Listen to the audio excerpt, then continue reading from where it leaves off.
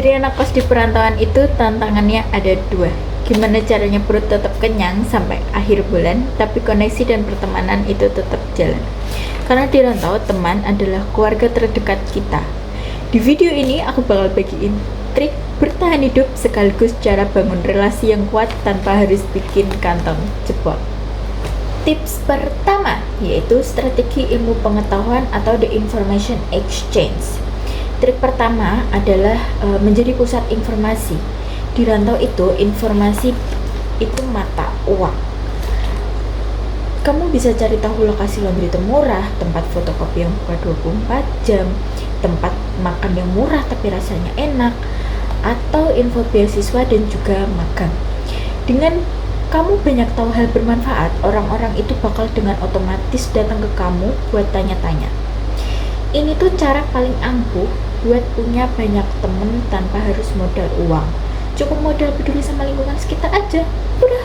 Teknik kedua yaitu open house sederhana.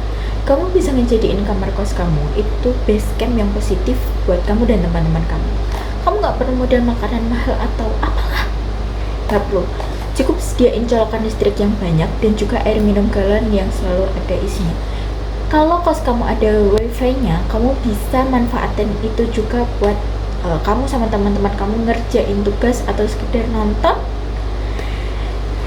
Nah, saat orang ngerasa nyaman dan diterima di ruang pribadimu, ikatan emosional sebagai teman rantau itu bakal jauh lebih kuat dibandingkan cuman ketemu di kampus atau sebagai teman kelas.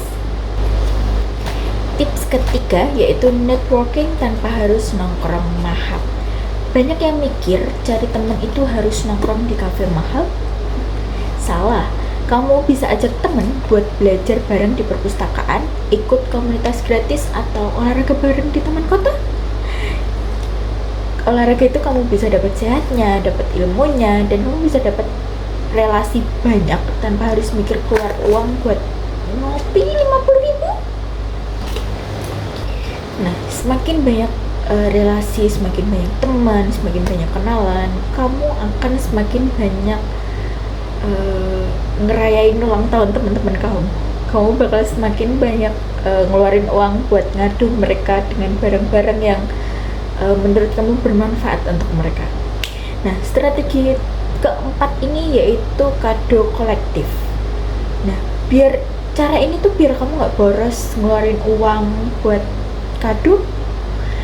Nah, pakai sistem patungan kado, yaitu kamu ngajak teman kamu buat beli satu barang yang berkualitas daripada beli kado sendiri-sendiri tapi murah dan akhirnya nggak kepakai. Wah, ini nunjukin kalau kamu orangnya inisiatif dan kooperatif dalam kelompok. Intinya, bertahan hidup di rantau itu bukan soal seberapa pelit kamu, tapi seberapa pinter kamu ngelola sumber daya. Jangan pernah minjem uang temen kalau nggak darurat banget, karena itu tuh bisa jadi perusak relasi paling cepat. Jaga kepercayaan teman kamu dan mereka bakal jadi penolongmu saat kamu sulit. Mana nih tips yang paling relate sama kehidupan kamu di rantau sebagai anak kos?